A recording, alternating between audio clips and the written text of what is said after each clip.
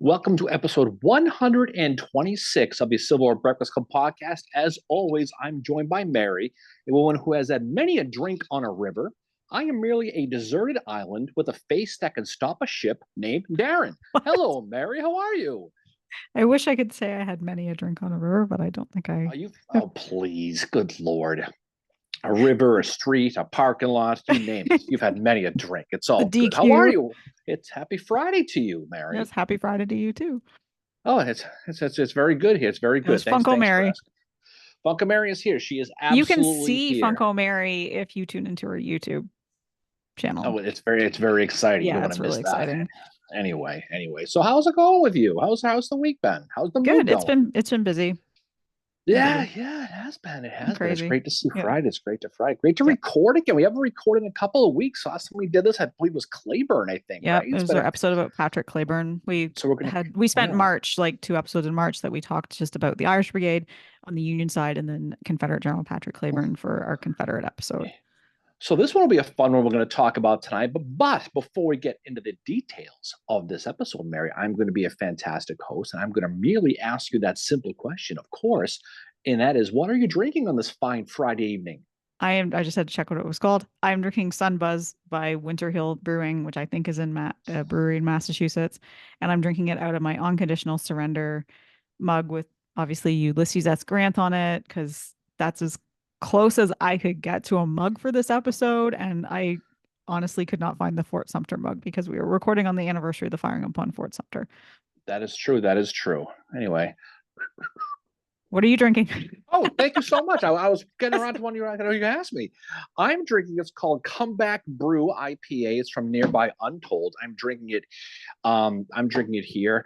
It is, of course, this is the beer that is going to be basically after the Boston Marathon, which is going on here next Monday in these parts, and that's why I'm drinking that. I'm drinking it out of my Boston College hockey mug, Mary, because it's a big weekend here in my world. Darren's all excited. They are going to play for the national championship this weekend. So by the time this drops, well, actually, it won't drop later, but we'll find out for sure. So I'm excited about it. The whole region is pumped. Anyway, so we're going to have some fun tonight, Mary. We're going to talk about a very underrated battle that took place right at the beginning of the war, Hmm. and that is the battle that took place along the Mississippi River near the town of New Madrid, Missouri, a small island rather, called Island Number 10. And, at the time, Island Number 10 was nothing more than a small little sandbar situated in the middle of the Mississippi River at the bottom of a U shaped bend occupied by a guy named James Rice, who owned a handful of slaves. And he's basically there working his cornfield and his Hmm. fruit orchards. And though only a mile long and barely 500 yards wide at the time of the Civil War, Island Number 10 is going to prove to be a barrier that would need to be broken for the Union to begin its control of the Mississippi River, Hmm. setting up future battles such as the battle and the siege of Vicksburg. Yeah, yeah. The Mississippi River is kind of, I mean, as President Abraham Lincoln, he would say, Vicksburg is the key. But part of that is getting control of the rivers. And as we're going to see, the Union, throughout the Civil War is constantly in the Western theater anyway, getting control of these rivers. So you have the Mississippi, you have the Tennessee, all like, and they need them. Basically, it goes back to General in Chief Winfield Scott's Anaconda Plan, just to kind of choke them basically and sever where they can get supplies and all that. And that's why these rivers are so important. And where island number 10 sits is like, it's a small island, as you said, but as we're going to talk about, it's pretty strategic where it is because it makes passing down the river, going downstream, pretty much impossible just because of the bend at where it Yeah, sits. it's in the middle of the river, and if you look at it from the sky, it looks like a hair clog in the middle of a pipe that you see in a Mhm. Drano commercial, kind of, right? But for the Union Navy to move down the river, it had to be taken. Not only did the Confederacy not want the Union ships to sailing down the river, this area is also a crucial economic area for the Yeah. Reds. So, that Mississippi Valley, was a powerful slaveholding area whose economic interests would be drastically threatened in case of a federal invasion. So the locals in that valley, they're going to be pressuring the Confederate government, to fortify several points along this river. And it's going to lead to the establishment of forts called Fort Thompson and Fort Bankhead, along with Mhm. the reinforcement of island number 10. Now, island number 10, of course, it gets its name because it's the 10th island south of the confluence of the Ohio and Mississippi rivers. I mean, clearly the Real marketing guy for this, creative. I mean, the only guy lazier was the guy who came up with the Japanese flag design, if you ask me, for Oh whoever my named this God. one, right? And But I we've mean, eliminated our Japanese listeners. oh, it's true though. But aside from the forts, the Rebs, they use shore batteries, they use chains, Mhm. other natural obstructions, as well as any civil boats they could get their hands on, to stop any boats from passing. But they had no experience against going up against ironclads or anything like Well, that at no, this the point. Union Navy kind of has got ahead of them with all this, with the construction of the ironclads, and the Confederates have these like wooden gunboats which can't stand up to the ironclads at all. But somehow the Union Navy, we always talk about how the Confederates with the cavalry, in the war for the most part until probably about mid 1863 are way ahead of the Union. The Union with their navy boats, with their ironclads, are ahead of the Confederates here, and that's one of the things that is making them nervous. Especially that coupled with Scott's Anaconda Plan is making men like Polk, who is in charge of an army at this point, making him really really nervous. No, there's no question. August 1861, a guy named Captain Andrew B. Gray, he's going to begin to build earthworks on island number 10, primarily using slave labor. There's such a vast slave, Hmm. abundance in that area, But it took a while because, they didn't have really any shovels. So they built these earthworks basically with their hands. You can only imagine that. But Ugh. as much as the focus on defending that area seemed important, other events in the area were overshadowing the defense of island number 10. Now, a larger rebel force, Leonidas Polk's 16,000 men army, they're up the coast of Columbus, Mhm. Kentucky, which was keeping the Confederates' attention focused Yep. there. This is when Union General John C. Fremont, commander of that Western Department, he was ordered to take the town after U.S. Grant took Paducah, right? And despite Kentucky being, quotation Yep. fingers neutral, these rebel eyes are focused on this area. So with that, building the defenses on island number 10 really didn't get going until the fall. Hmm. You know, to speed things up, they use unarmed rebel soldiers to help build these earthworks. But there are problems, Mary. There are problems on island number Number 10. 10. Okay. Well, forget the fact they ain't got no shovels, which Yep. seems to me to be a pretty big problem.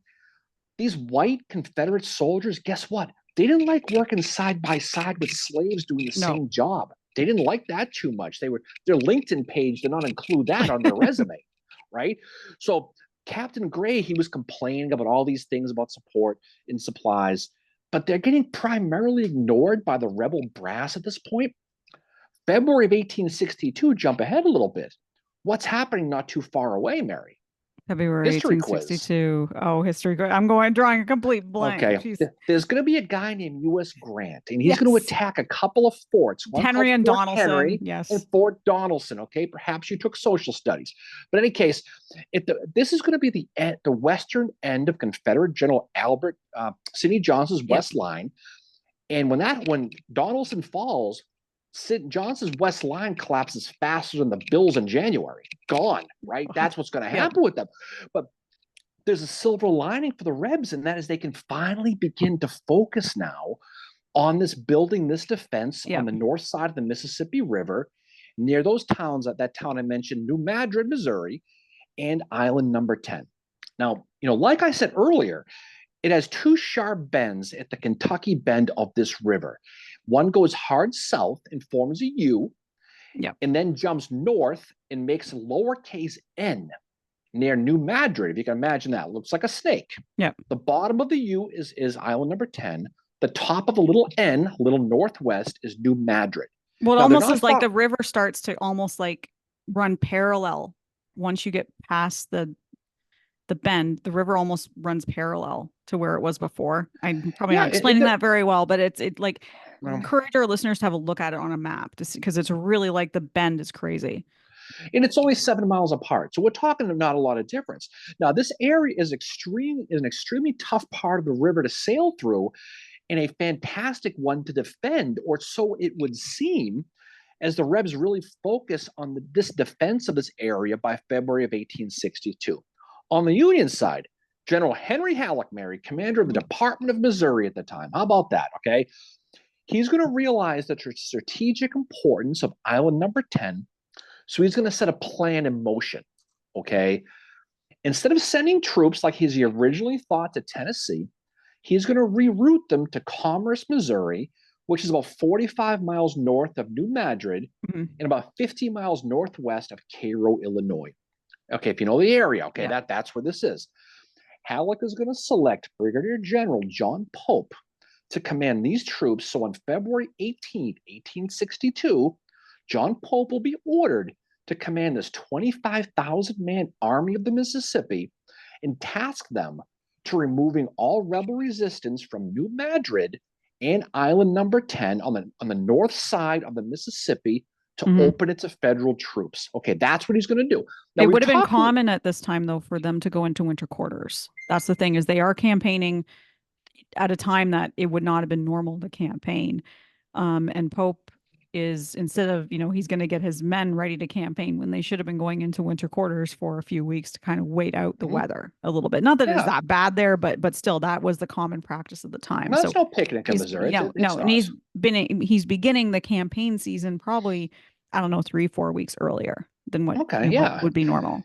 We've talked a little bit about this Kentucky native John Pope in a couple different episodes. He's most famous for being dumped to Minnesota after and sent to the Dakota War after First Manassas, and later peeing down his leg at Second Manassas. So obviously Manassas, Virginia ain't his place. McClellan is not a fan of Pope.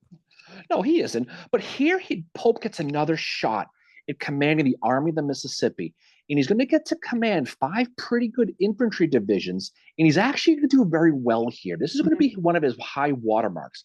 He's going to command 5 divisions. He's going to have David Stanley's Ohio and Illinois Brigade, John Palmer's Indiana Brigade, Gordon Granger's Illinois men, James Plummer's Brigade of Illinois, Wisconsin, and Missouri men, and Schuyler Hamilton's Brigade of Indianans, Iowans, and Missourians. Now, not a lot of people have heard of Schuyler Hamilton, but perhaps they've heard of his grandfather, who was a founding father, and his first secretary of the Treasury had a play made about him. I think his name was Alexander something. This Alexander is his grandson. Hamilton. Oh, really? That's cool. His grandson Schuyler is running one of the divisions here. Okay. Yeah. And so basically, a week or so later, on February 28th of 1862, Pope is going to begin to move his army south and take the town of Sykeston, Missouri, which is a railroad hub, which is going to basically be his supply hub for his operations against Island number 10 and New Madrid. Now, while moving south towards New Madrid, Pope is going to first meet rebel resistance on March 1st, and it's primarily trooped by the Missouri National, obviously, his local guard. So that's pretty much what it's going to be. But New Madrid, had been occupied by the Confederates since they fell back in early 1862. And the garrisons of New Madrid in Island number 10 were now commanded by General John Porter McCown's army of 77 or so hundred men. Now, those 2 forts I mentioned before near New Madrid, Forts Thompson and Fort Bankhead, they're going to be commanded by Brigadier General Edward Gant and Lucius Walker. Now, these pretty much are guys from Arkansas, Tennessee, Alabama, and they're going to be under the overall command of General Alexander Stewart. Yep. Now, these aren't household names, but that's who these people are. Although it's fun. I was just thinking, though, that sometimes, this is just a random thought, but sometimes you can, it's kind of like, guess what side they were on. Like, a name like Lucius is so common for the Confederates. Have you ever noticed that? It seems to be it's like the Jennifer of the 1850s. Lucius, but it's all like everyone. Confederates have that name. Oh, absolutely. Yeah. But basically General Gant, he's going to famously say of this defense at New Madrid in late February that we will make a splendid defense. That was a quote he said. Okay, whatever. That aged well. That's true. But they're going to get their chance when Pope's army advanced and got nearby on March 3rd. They're going to start approaching New Madrid. Now, when Pope arrived, it's pouring. It's friggin' pouring rain like it's been here for the last 6 months, right? And it's going to flood the Mississippi and all the swamps that surround New Madrid. If you know the area, when the Mississippi gets flooded in the spring, there's a bunch of swamps and lakes in the area that all flood. Yep. And this is the timing this is all going to happen. Grant's going to have fun with that in about a year. He's going to. So what does Pope do? He decides to throw up the stop sign, and he's going to wait out the rain. That's flooding the area, because it's the worst flood that's hit in years. The river's running extremely high, so he's going to kind of calm his army down. Now, knowing his men are within firing distance from the rebel guns on the Mississippi, he's going to make sure that they're just out of range. He's going to back off a little bit. He's just going to kind of cool his jets. He's waiting for three things. One, the weather to improve. Two, he's ordered through Amazon siege guns and mortars from New Cairo to come down from Illinois. The third thing he's waiting on is the most important piece of this puzzle, Mary. Yeah. It is the flotilla of the Western flotilla of one Flag Officer Andrew H. Foote. Yeah. That's what he's going to want. Now, we'll get to Foote in a second. But like I said, General John McCown, he's going to take command of the 7,500, 7,700 man army at New Madrid and Island Number 10. And he is going to be made Brigadier General of this area on March 10th of 1862. Now, on the island, the garrison of Island Number 10 is going to be commanded by 3 brigades of infantry, by Rufus, don't call me Cam Neely, Samuel Marks, and Alexander Stewart, as well as some cavalry in 10 companies of infantry under a guy named James Trudeau. No relation. No relation to Justin? No relation. I did look, okay? Now, like I said, this total area is around 7,500 men out of the overall command, like I said, of John McCown. Now, McCown is a relatively obscure guy in overall history, but he's got an interesting history, Mary. I don't know if you studied him, but you'd be the only one if you ever did. He's born August 19th, 1815 in Sevier County, Tennessee. He will attend West Point, graduate 10th out of 42 in the class of 1840. Who was in his class? Richard Ewell's in his class. Bushrod Johnson's in his class. Uncle Blingy himself, William T. Sherman's in his class. 1840. It's a star-studded class. After graduating, he's going to join the 4th U.S. Artillery as a second lieutenant. He's going to head to Texas in 1845, as well as Mexico, where he'll participate in the Battle of Cerro Gordo, which translates to Fat Mountain. It's kind of like Big Round Top. Think about it. That's kind of what the name of the mountain is. Funnier if it translated into like another F mountain. No, maybe it would. But after Mexico, he's going to end up staying along the Rio Grande frontier, where he's going to become fascinated by all things, guess what? Birds. He's going to be obsessed with birds. Oh my God. Okay? I wondered if it happened after he turned 40, because that's what happened to me after I turned 40. I got into bird watching. McCown is going to start collecting them and identifying them while sitting on the Rio Grande. That's actually really cool. He is actually going to discover a new species of bird that will be named after him called the McNown longspur. True story. Interesting. Now, believe it gets better. 2020, guess what happens? McCown's longspur by the American Ornithological Society changes its name to the thick-billed longspur. You know why? Because Confederate because general? It's named after a Confederate general. It is the first case of a bird getting canceled of the Confederacy. Okay, I get true story. Some of it, but a bird really. Come on. That's what happens, and that's so poor McCown lost his bird name. Okay. But there's probably a bird will rise again joke somewhere in here. Who knows? We'll probably the burbs will rise right? again. But McCown is going to find himself in the Dakotas when the Civil War is going to start, and he's going to resign his commission on May 17th of 1861 and be named Lieutenant Colonel of Artillery after receiving his star as a Brigadier General of the Infantry at Fort Pillow on October 12th, 1861. He'll see action at the Battle of Belmont before being named as commander of the New Madrid Island 10 garrison on March 5th of 1862. Now, once he gets there, McCown is going to find out quickly that there's some problems, and he's going to begin to move men and material to that island. But these problems continue. Many of the carriages that he had brought to move his guns, guess what? They vanished, disappeared. And there's not a lot of lumber around to build new ones. So they've got to basically start moving these guns by hand. Oh, and by the way, a lot of the ammo is gone. You know why? because the men use it for target practice because they were bored. Oh my God. So you can just imagine the face palming that this poor guy has. I But was at gonna least say, he's got like, his, but he's got it. But ammo, he's got why his would you do birds though. that? He's got his birds, right? Well, only until 2020. Until 2020.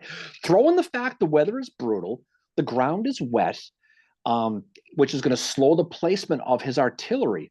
But by March 13th, McCown is going to have 19 guns mounted on island number 10, as well as 22 more set up along the Tennessee shore right across the river. Okay. Now remember, the island's the middle. South of the island's Tennessee, north is Missouri. Okay. So picture to the right, south, so probably southeast is Tennessee. There's a shore. Yeah. That's where you're going to basically start to see where he's going to place a lot of his guns. You know, by a week later, he's going to have 52 guns up in this area. So he's going to do a much better job positioning these guns at all these places like Donaldson's Farm. That's where he's going to place them. Places like Eisler Farm. That's where he's going to try to load these guns on the Tennessee side. They're going to have to use sandbags and water pumps to keep the water out. And you can just imagine how miserable this experience must have been.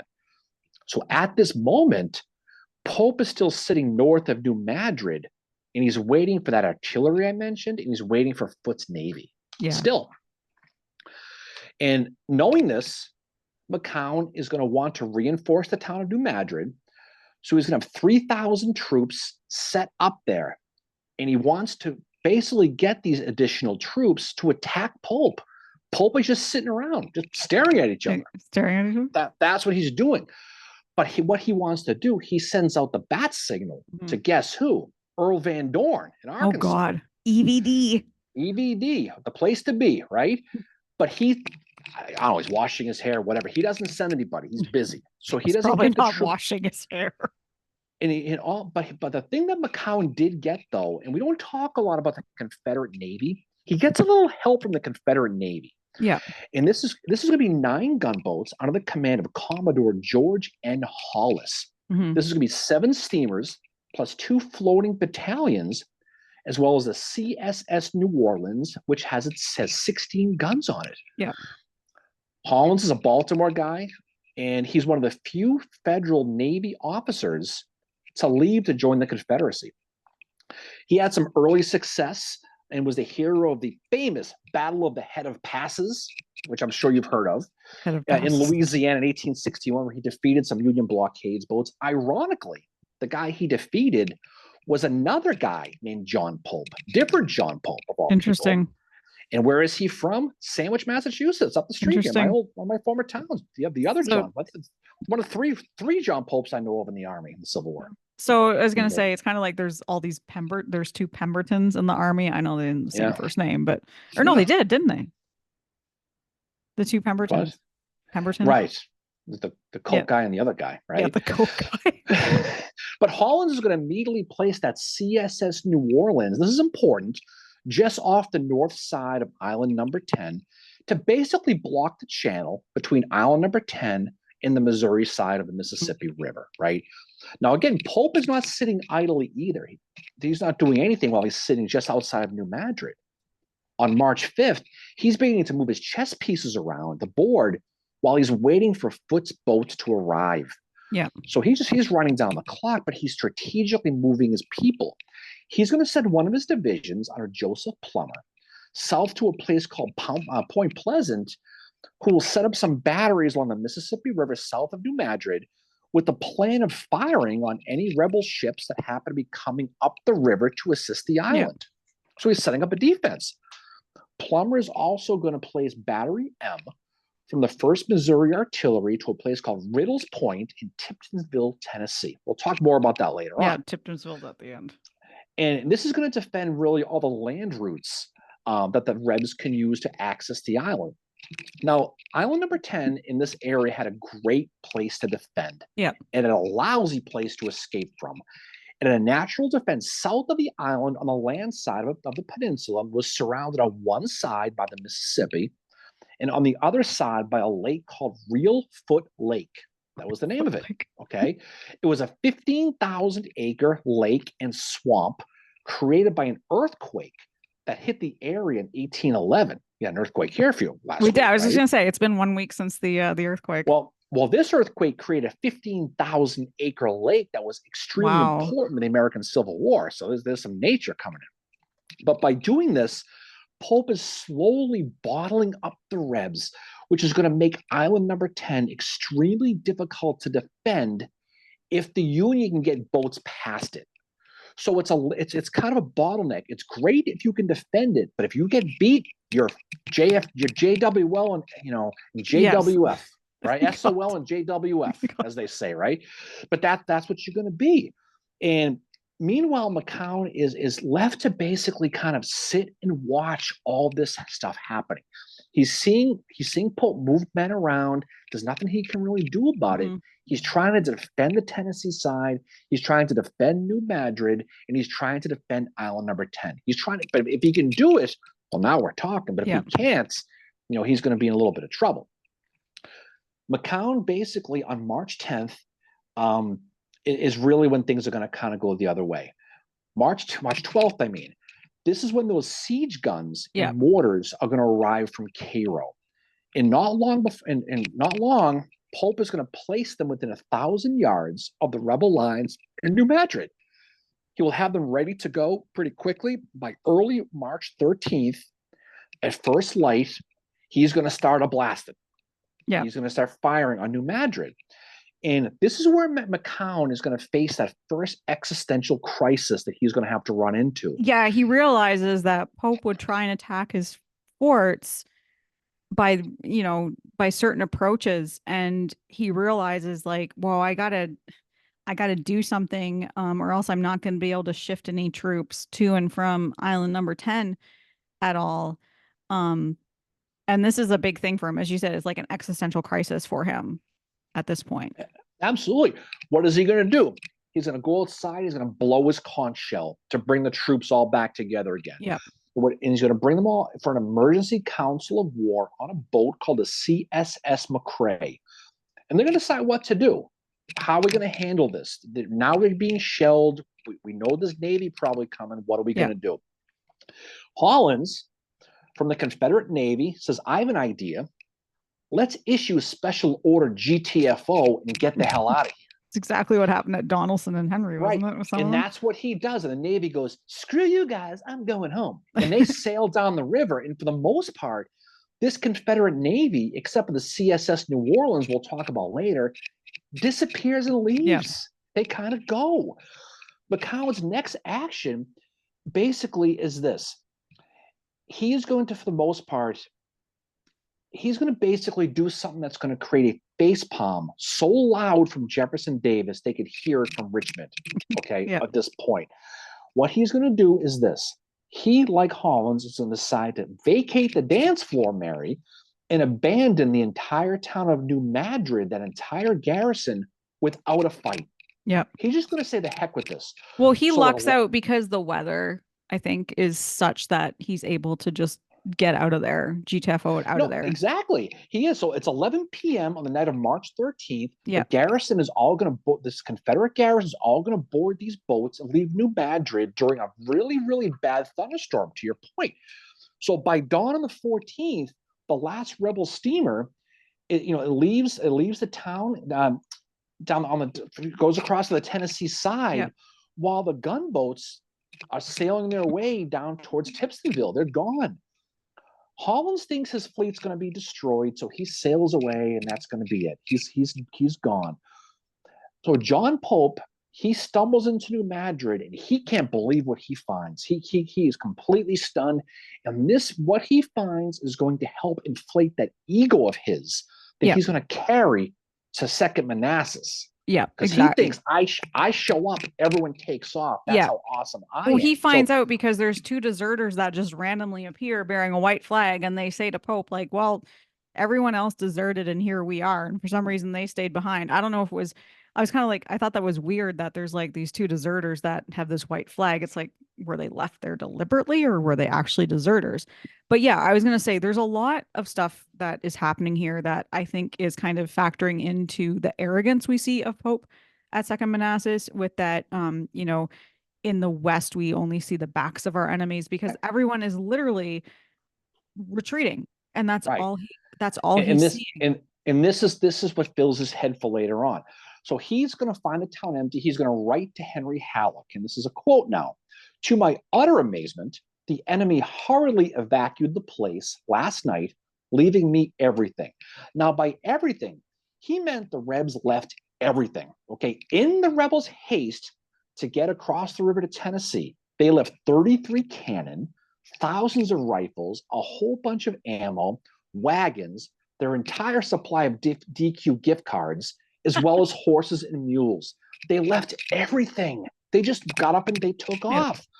McCown, for whatever reason, just walked away from it.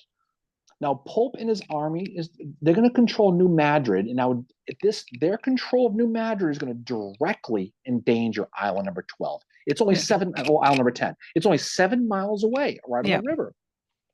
The only downside is that Foote's boats have not arrived yet.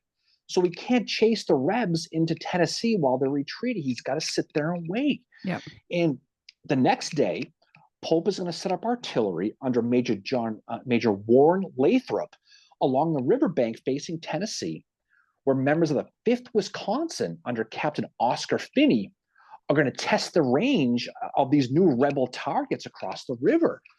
An artillerist from the 5th Wisconsin named William Ball set up the practice shots. One hit a parapet of an enemy fortification. One struck a house across the river on the water's edge. One fell near a Confederate horseman in a cornfield. It was all good considering the distance and lack of experience. They were just sitting around firing guns at things. And then they moved. The Rebs would fire back here and there, but basically there was only one federal casualty. So it was just kind of benign overall. The next day was March 15th.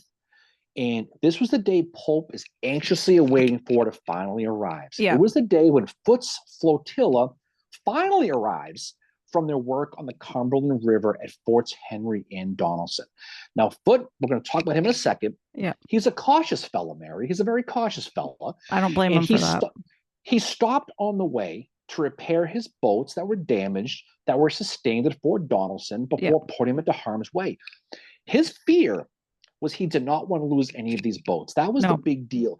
Now, what you got to know about the Mississippi is the currents run south. So if a boat got disabled on the Mississippi, it was going to sail south right into the hands of the Confederacy. And that's what he didn't want. Yeah, he didn't want that because, I mean, obviously, I think they had better boats than the Confederacy, and he didn't want them falling into his hands at all. But as you said, Foote he's a really interesting guy. I didn't know much about him until this episode, which, I mean, admittedly, the Navy is not an area of the Civil War that I'm very well versed in. I have become more well versed in it since doing this podcast, but it's great that when we do these episodes, I learn a little bit more about it. So Flag Officer Andrew Foote is, he's born in 1806 in New Haven, Connecticut. He studies at West Point for 6 months in 1822, but he leaves to join the Navy as a midshipman on the USS Grampus. Amazing name, by the way. And Foote is going to travel all over the world. He's going to go to the Caribbean. He's going to go to the Pacific, the Mediterranean, and the African coast. In 1837, he will circumnavigate the globe aboard the USS John Adams. He's also a very committed advocate of temperance. So I could see him and Howard, there's my Howard reference for this episode, being very good friends.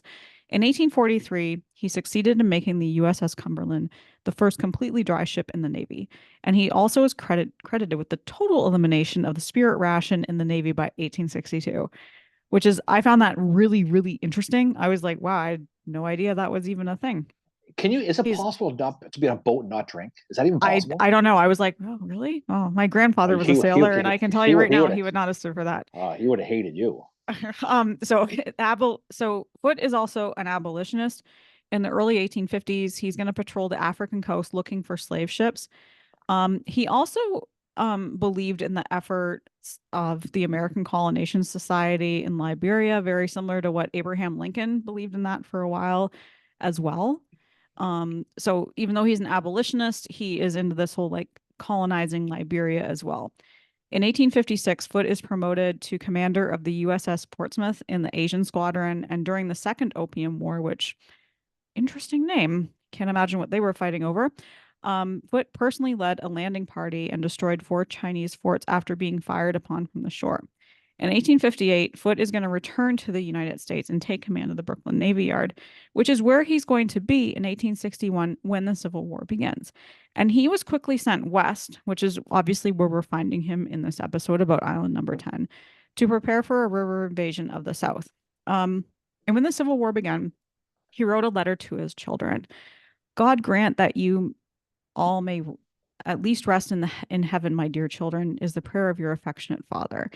And this is, in a way, a sad foreshadowing because in 1862, he is going to lose three of his children. William, age 13, will pass away. Later that year, his daughter Emily at the age of 10. And 6 days after that, his daughter Maria at the age of 7 is going to pass away. So we were talking about this earlier before we recorded the episode, but these guys, like, I mean, you think about someone like John Bell Hood loses a lot of his children. Longstreet also loses a lot of his children. This happens before and after the Civil War, obviously. Sherman, obviously, but Sherman with his son Willie, even Abraham Lincoln, like they all, like they're losing their kids, and it's incredibly sad some of the lives these guys led. And here they are still fighting battles, right? And, you have Foote that 1862 has been an incredibly like not a good year for him. And it's quite frankly not going to get any better, as we're going to see at the end of the episode. But one thing about Foote, he has a very good working relationship with General Grant. He is the leading role in Fort Henry on February the 6th, which we already talked about. But in his attack on Fort Donelson, Foote was turned back, and he was also wounded, ironically, in his foot. So he's on crutches during Island Number 10. But this attack on Donelson psychologically had some kind of effect on him, and he would later be more cautious. Whereas before that, he was kind of like, let's get in and do this. And I don't think it's like a mistrust of any of the commanders. I think it's just that like he was like, shit, like this was a bad situation I was in, and I don't want to ever be in this situation again. And that really, like, the psychology of that really factors into his performance at Island Number 10, how he's very much like, Pope, as we're going to see, is going to suggest he do stuff, and he's going to be very apprehensive. He's going to be very like, I don't want to lose, as you said, any of these ships to the Confederates, because if we do, that's going to be bad news for us.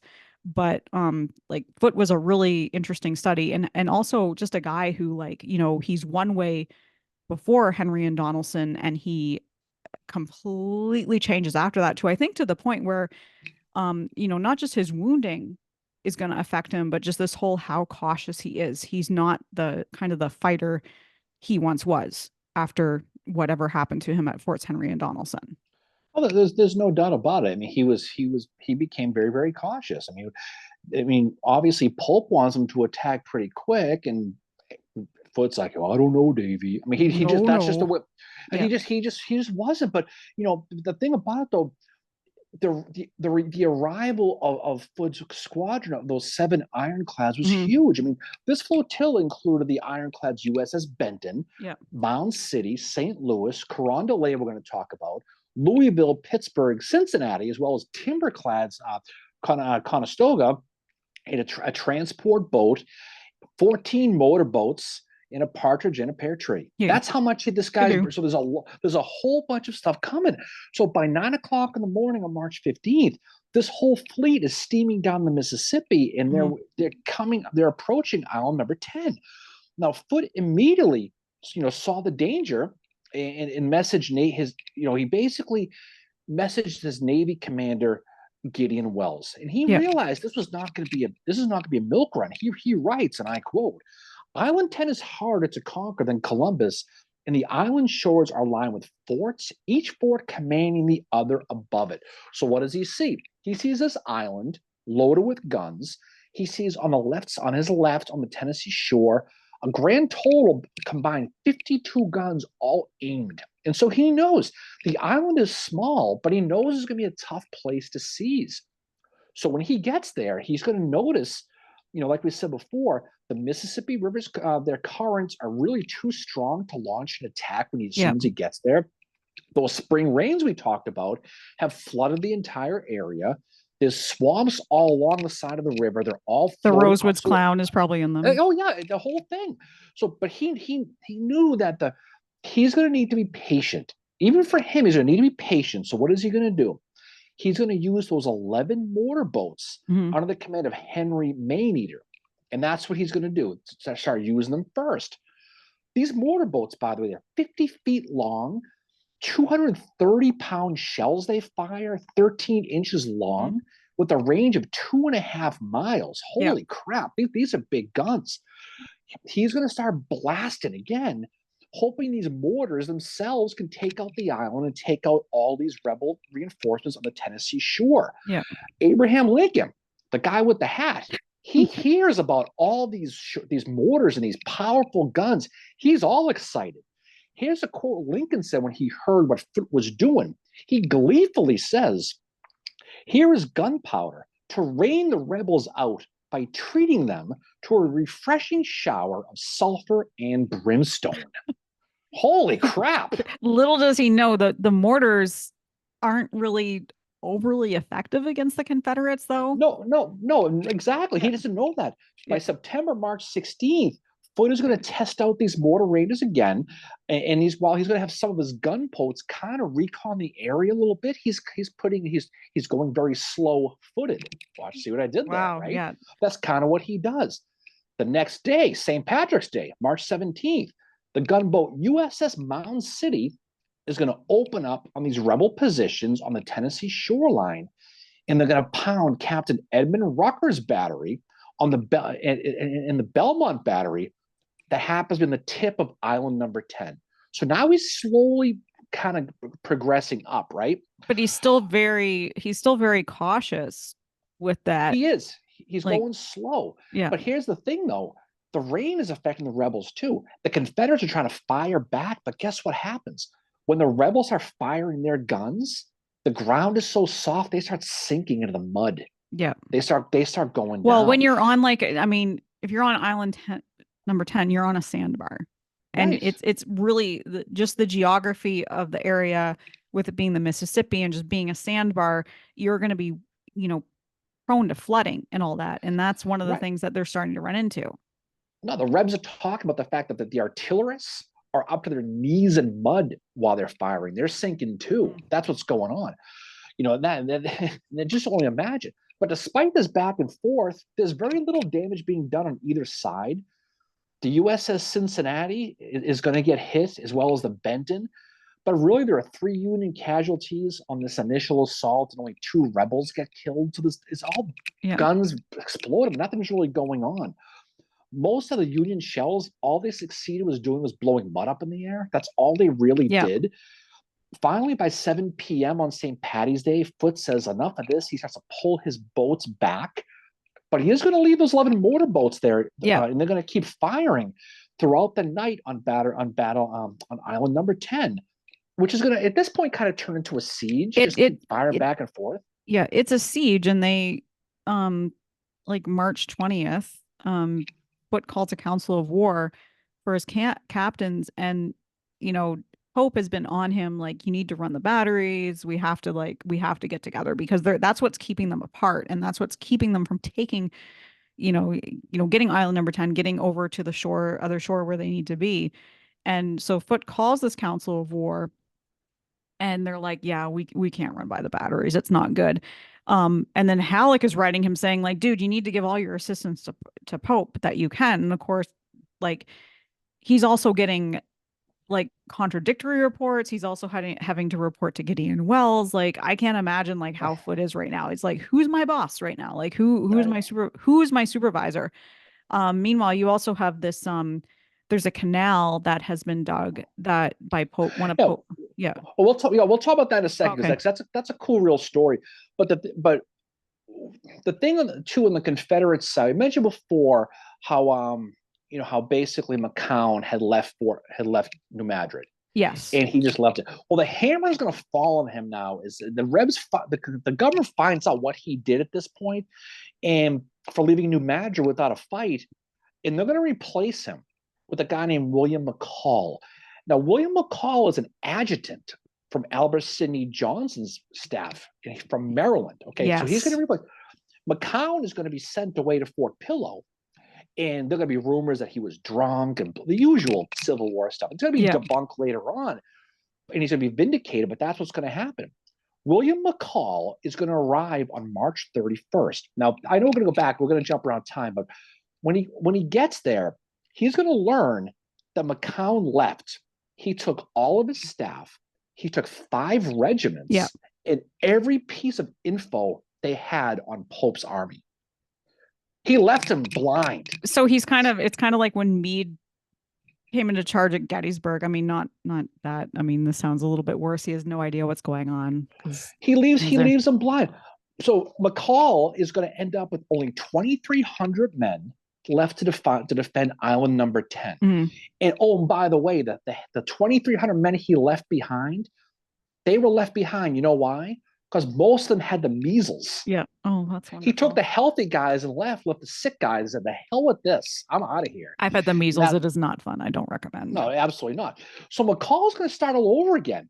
And he's going to do his own recon. And when he does, this is when we talked before. He's going to learn about what Pope and Foote are up to. Okay. Now, Foote, we mentioned before, you said before, he's just like you said, he's weary of sending the guns past Island Number 10. He doesn't know what he's going to do. Because of all the rains we mentioned before, the swamps surrounding the river are completely flooded. And Pope and Foote thought of a way, like you said, to possibly circumvent the island altogether for this attack. Now, this is a cool story because it's foreshadowing of something that's going to come later on with the Soto Canal and Vicksburg. And this is where they get the idea from. So basically, what's going to happen is Pope and Foote are going to they want to cut a path through the swamp at Wilson's Bayou that's going to connect to a place called St. John's Bayou that leads right to New Madrid. Now, this plan was first thought of by guess who? Schuyler Hamilton. Yeah. That's who he thinks about. And an engineer named Josiah Bissell. Okay. 600 of his men are going to be called upon to build it. Now, the thing about this thing is that I can only imagine just how this whole thing must have went. It's going to require an effort to basically cut down trees, many of which are 5 feet underwater. Yep. And maneuver through all this swampy crap and muck to cut a path big enough to allow transport boats to get through and bypass Island Number 10. All this while avoiding the Rhodeswood swamp clown. That's a whole new thing we got to deal with now. And this canal is going to be used for just the transport boats. They're not going to use them for the gunboats. It's going to be 12 miles long. That's how long this thing's going to have to be. Now, McCall, the new Confederate commander there, he knows what the rebels are up to. Yeah. But he doesn't pay much attention to it because he thinks it's a freaking waste of time. There's no chance they're going to pull this thing off. Well, there's no more stuff starting to happen elsewhere that is, I think, diverting the attention of more than a few people at this point. Because you think of the date, we're mid-March, 1862. No, but the thing about it, though, is, believe it or not, this canal succeeded. They friggin' did it. They did it in just 19 days. Just think about that. And basically, before long, they're going to get 4 steamboats, transports through this thing called Pope's Canal. Sometimes it's called Bissell's Canal. Yeah. That's going to lead right to New Madrid. Now, from here, Pope's plan is pretty simple. Once he gets these transport boats, he can use them to carry his men across the Mississippi, down south of the Mississippi. Yeah. And they're going to get behind rebel lines. They're going to block their retreat on that lone strip of land at Tiptonville, Tennessee. So again, he's moving the chess pieces. And this is where Pope is really good here. If things go well, he could destroy Island Number 10, opening up the Mississippi. He can bag the entire rebel garrison all at once. But he still needed one thing to do. One thing had to work. He needed Foote's gunboats to run Island Number 10. Yeah. And just to set the back on Island Number 10, things suck. It's miserable. It's cold. Oh, yeah. It's wet. It just you can just imagine. It's the flooding and all that. But as you said, they need to have these gunboats to kind of run the gauntlet.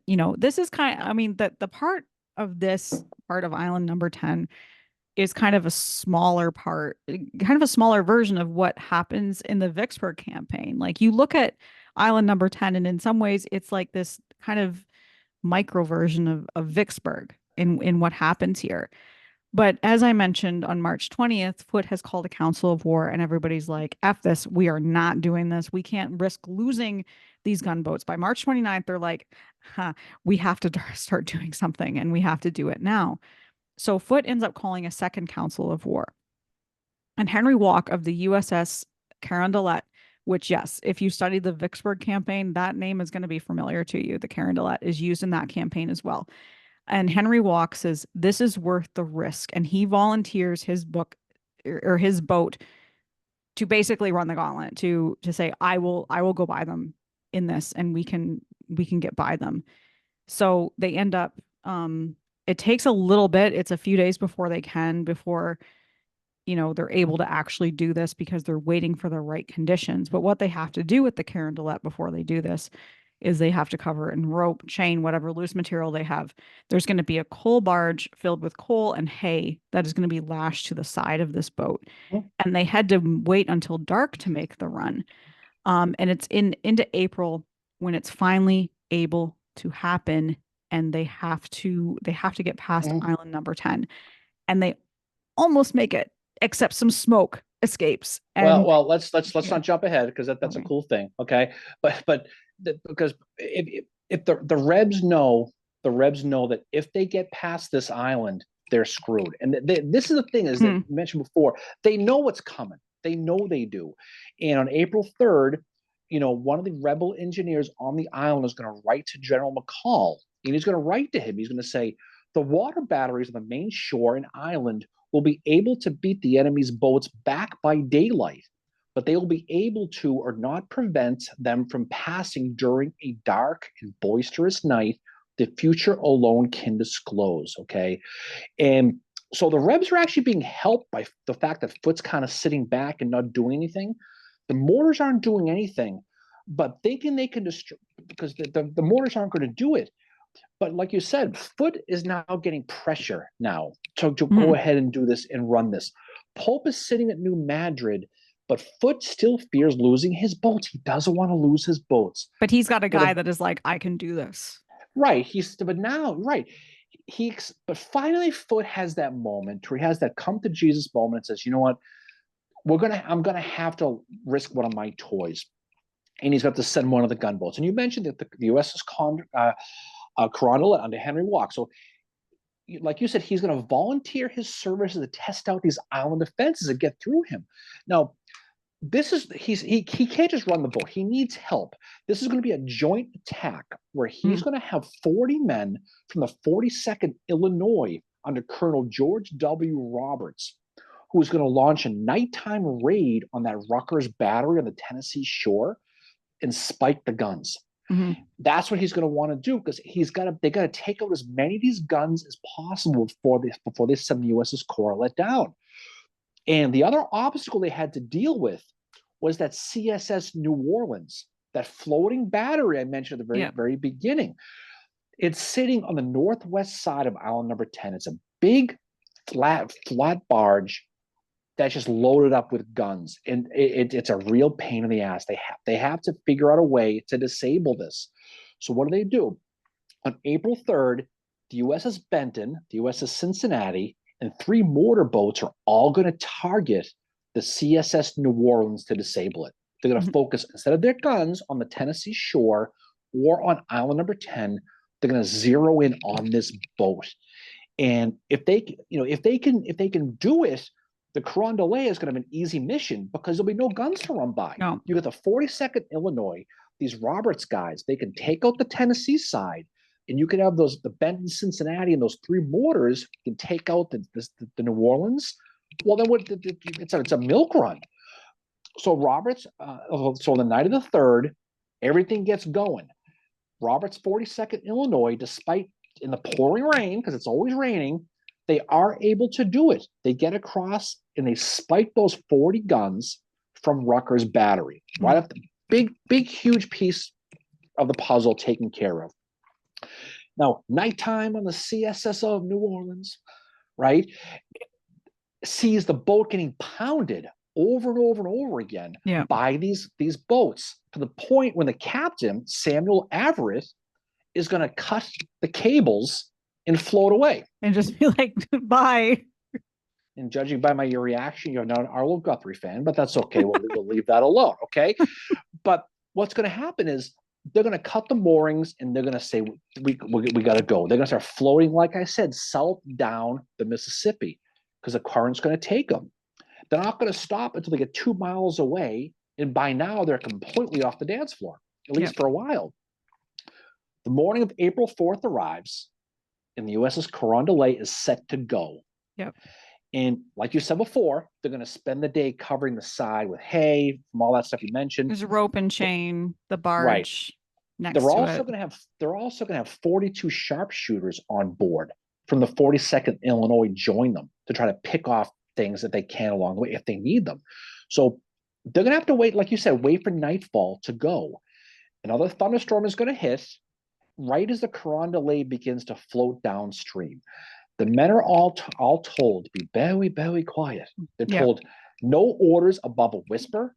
The only light that's going to be allowed on the boat is in the engine room. They're told to be very, very, very quiet. So despite the flashes of lightning that are going on back and forth, the Carondelet sails right by the guns on Tennessee that are left without a hitch. Yep. They're going to approach island number 10, and it looks like they're going to fly right past the island. This is going way too easy, okay? And like you said, something goes wrong. There's some smoke that comes out of one of the smokestacks that wasn't supposed to happen, and the Confederates kind of see them. Luckily, it's at the last minute, and they do start to fire on them. Well, it's more than smoke; it's fire. Yeah. I mean, flames shoot through the chimney like a 1967 Shelby Cobra. They're flying right through it. It lights up the whole area like New Year's Eve on January 1st in New York City. All of a sudden, all the troops nearby are firing small arms fire at the guns. I mean, at the boat. The artillerists are running to their positions to get this boat going by. To your point, it's already almost gone by. So they're kind of beyond it. And by the time the Rebs are at that heavy artillery, for the most part, it's too late. There's not a lot going on. The ones that did get to the guns struggled because of the weather. The visibility they couldn't see. All they could see was the fire and the lightning going on. So the Carondelet sails by island number 10 for the most part unscathed. The last obstacle to New Madrid was that CSS New Orleans, which was now 2 miles down the river. But by then, it was beaten up a little bit. It just sailed right by it. Yeah. So this is going perfectly. Ironically, the only issue they had was self-inflicted. When the Carondelet approaches New Madrid, it runs ashore 50 yards too early. Yeah. And lands on a sandbar. But by 1 o'clock in the morning on April 5th, the gunboat's now sitting safely at the dock after this 2-hour trip. In the end, the Confederates fired only 47 shots at the Carondelet, hitting only 2 times with no damage. And while this is all going on, guess what?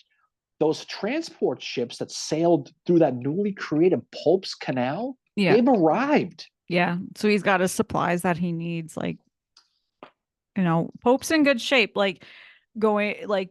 because of what's happened. But again, like anybody who has studied the Vicksburg campaign, if you're thinking, wow, this sounds familiar, it is.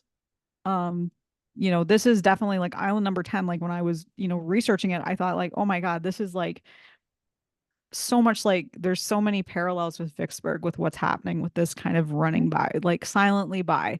And you have to wonder if inspiration for Grant in planning what he did was taken from what Walk and Foote do here and what Pope does here, because it's eerily similar in many respects to that. Oh, it does. And with the Carondelet arriving safely, that gunboat, Pope immediately orders a second one to do the same thing on the night of April 6th. This is going to be the USS Pittsburgh. And they're going to successfully make it past island number 10 too, and arrive in New Madrid around 5 a.m. on April 7th. So now, with 2 gunboats at his disposal, John Pope sends them down the river to destroy those rebel batteries at Watson's Landing. Yep. And this is going to be the location where the infantry was targeted to land for their overland attack on island number 10 to get all the troops now. So once that's completed, those 4 transport boats that made it through the canal, they're going to be loaded up and 4 barges with 3,000 men apiece are going to carry them down the river, and they're going to a landing point on the Tennessee side. This is going to be behind the rebel troops north, um, who are up north at Island number 10. So Yeah. now, for the most part, they're surrounded. The rebels are surrounded. Confederate General McCall, he knows the jig is up now. Oh So yeah. on He's April, like, well, my position is hopeless. well, he's got the Navy. He's completely surrounded. Yep.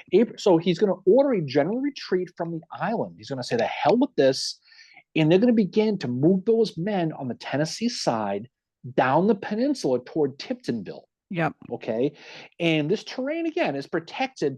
That the terrain that protected them up to this point is going to be their enemy. Because, like I said, on their left is going to be the real Foote Lake, that swamp, Yep. the earthquake created. On their rights to Mississippi, there's a small land peninsula they have to walk down. And now this 9 to 12,000 federal troops sitting there waiting for them, just sitting Yep. there Tiptonville waiting. And so they're basically trapped. By the time they did make it to Tiptonville, Pope's infantry, they were sitting there waiting for them. They bagged the whole garrison. Yeah, Pope had spies everywhere, and He they did. were like, these guys are going there, and he knew to send them there, and they end up being trapped, and Mackle is just like, I'm done, I surrender, because he has no They all choice. they all completely surrendered, the whole garrison. John Pope and Andrew Foote's plan worked perfectly, and they achieved a gigantic victory. But the newspapers didn't report it like they normally would, No, because on the same day, they were reporting about all these incredible losses in Pittsburgh Landing at a battle called the Battle of Shiloh that was yeah, happening at the same exact time. So the siege or battle of Island number 10 in Shiloh ended on the same day, less than 200 miles apart. And few to this, even today, even know this. So back then, that Battle of Shiloh completely overshadowed everything John Pope did. When you think of John Pope, like we said before, you think of his errors at First Manassas, right? yeah. Then you think of his really bad errors at Second Oh, yeah, Manassas, and then you may know about his little the Dakota War thing, but this was his big moment, and it was a big moment. It was completely overshadowed. The Battle of Isle Number 10 is important because it was a pivotal first step in opening the Mississippi River, and was a dagger to the heart of the Confederacy economy in that area, though that yeah, slave holding area. In less than 60 days, because of the fall of Island number 10, Memphis fell, right? So it would prove to be basically, like you said, a practice for the Vicksburg campaign, from digging the canal to running the boats past the guns. This was all first tried and successfully attempted at the Battle of Number 10, at Battle of Isle Number 10. But it's not a household battle because of other things that were going on at yeah, the same exact time. But it cannot be understated how, in real time, in real life, how important Pope and Foote's success was in basically unclogging the Mississippi River. yeah, Because everything that comes after this on the Mississippi is because they did what they had to do at Island number 10. And yeah. it just doesn't get studied enough. No, and we're not downplaying what happened at Shiloh at all. We're like, what we're saying is like, yeah, like study this one as well, because it is so important in, because basically you have the Mississippi River open right until Fort Pillow. And that is extremely important. It's going to factor into the Vicksburg campaign, which is going to be starting to happen soon after this. It's going to start. And you have, anyone who's studied it, there are so many parallels with this, with like, Walk and the Carondelet kind of running that gauntlet, with digging a canal as well, which I think McPherson, he's in Well, the, this canal worked. yeah, DeSoto's didn't. This one worked. McPherson's didn't work. I think McPherson was Right. involved in the DeSoto. It did not work. But No. it's really kind of paving the way for Vicksburg to happen. And that's the one thing that, we've always said is these smaller battles, these ones that don't get talked about enough, they are factoring into these bigger things, kind of like Second Winchester factors into a lot of, Gettysburg. Just little things like that. But this Island number 10 is definitely worth studying. It's so interesting. It's a side to John Pope that you don't normally see. Someone like Foote does not get studied enough. Even Mackall on the the Confederate side, he doesn't get McCall. studied. McCall, sorry, whatever. Sorry, I can never Mackle. pronounce it. McCall, I don't know, McCall. He is taken prisoner after Island Number 10, but he's going to be exchanged on August 15th, 1862, and he's going to have various staff positions after that. Notably, he's going to be with Braxton Bragg in the Army of Tennessee, who had been his classmate at West Point. And after Chickamauga, he's like, I'm done. I want to be relieved. And that's at his own request. And they relieve him. And then he's going to go and he's going to be with the Department of Mississippi and East Louisiana. And then he's going to serve as chief of staff for General Joseph E. Johnston. And he is going to decline to serve with the Army of Tennessee when General John Bell Hood replaces Johnston. And then he's going to be in command of Confederate forces in South Georgia between March 23rd, 1865 and April 20th, 1865. And he's going to be captured by Union troops again. And he's going to pass. So he ends up getting a farm in Fairfax, Virginia. And that's where he passes away in 1891 is in Fairfax, Virginia. Exactly. But the overall point is people talk about the importance of Vicksburg falling. What's more important? Gettysburg in the east, Vicksburg, in the Mississippi. Vicksburg doesn't happen if Pope and Foote don't break Island Number 10. Yeah, because they have to open up that area of the Mississippi. Just like Chickamauga, you think about it, like you get Vicksburg and then all of a sudden you get Chattanooga. And it's this kind of this rolling effect in the Western theater, which in my opinion still doesn't get studied enough for its kind of the strategic victories that happen there that are so key in the ending of the Civil War, because it's cutting off the Confederate supplies. It's cutting off that heartland where they have a lot of those plantations where a lot of the slavery is. If you're in the area, there's not much left of Island Number 10. It's been erosions washed it away. It's for the most part, it's underwater right now. There's different islands that pop up here and there, but this island specifically we're talking about doesn't really exist anymore. So if you're a reenactor from Island Number 10, you're probably Aquaman realistically at this point. but the reality is, we joke, but in seriousness, the Vicksburg Campaign is created because of what Pope and what Foote do here. Now Foote's going to come along later on with Vicksburg as he is, but Pope is going to get sent east. He's going to have his issues, and the whole thing is going to fall apart with him. But again, this is probably his best moment, because he captures New Madrid without a shot. He's able to create a plan to capture Tiptonville and bag that whole Confederate army in that area, and really rob the Confederacy of a real economic boon. A lot of money was there. There was a huge slave owning population. There was a big part of the bloodline of their economy in the Mississippi that they stopped. So if you study this, and again, it's a funny name of a battle, but it's an important one. Like you said a little while ago, every little battle leads to a big battle. Vicksburg doesn't happen if Island Number 10 doesn't happen, and it's just one of those things we to study. So I think it's a good place to drop off at this point. I think it's an important study. So definitely check it out. People who live in the New Madrid area, if you live that area, you certainly know about this battle. But I think a lot of people in the mainstream probably don't.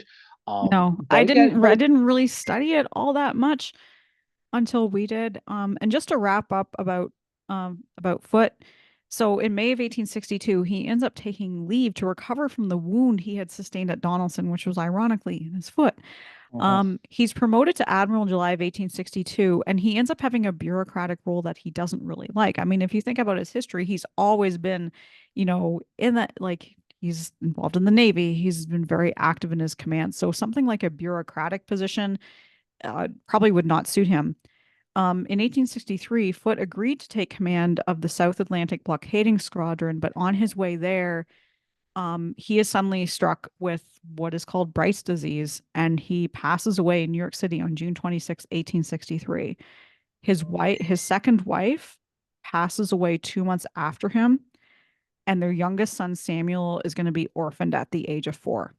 And he has 2 sons from his other marriage as well, but his youngest is going to be an orphan. So Foote kind of leads, like, as I said, he's lost some kids in 1862, leads kind of a tragic life in a way, and he passes away June 26, 1863. Nope, he's interesting. You think a lot of people like Foote, you think about Farragut, people like that with the Navy. Yeah. We don't do a lot of brown water navies. So this is one that's we're happy to do. So what's coming up for us next, Mary? What's coming down the pike for us? So what's So sailing down the river for us, as they So should say. sailing down the river, we are going to be having our next episode is going to be we're going to have guest Dr. Alan Guelzo is going to be joining us to talk about his new book that he has coming out. And then after that, our next episode is going to be about General Lew Wallace. So we're going to be focusing on the Mhm. life of another general again, which we are really looking forward to talking about Lew Wallace. He's involved at Yeah, Shiloh, which just had the anniversary of Monocacy. He's kind of um, saves Washington, D.C., battle that saved Washington, D.C. And then he's also involved in Cincinnati as well. And he has some stuff, obviously, afterwards, after the Civil War, that is worth talking about as well. So he's going to be our next general. And we have our book club coming up this Tuesday night, April 16th.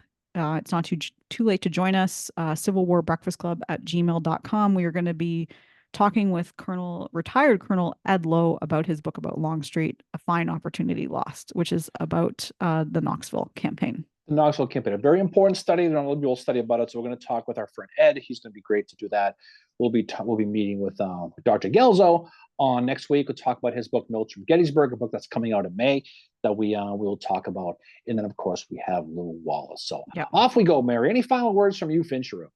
Thanks for bringing it as you always do. This was a really great one to study. I encourage anybody that has studied Vicksburg and really loves it to look at Island Number 10 a little bit more, find the parallels with it, and find, just the stuff that kind of you'll be like, wow, this sounds really familiar when you're studying Island Number 10. It definitely is. So off we go. Everyone, thanks for listening. We appreciate it. Have a great rest of the weekend, Mary. Go Boston College, beat Denver. So we get ourselves another banner. So off we go. So everyone have a great, safe weekend. We will talk to you all, as they say, on the other side. See y'all later. Peace out. Bye. Bye.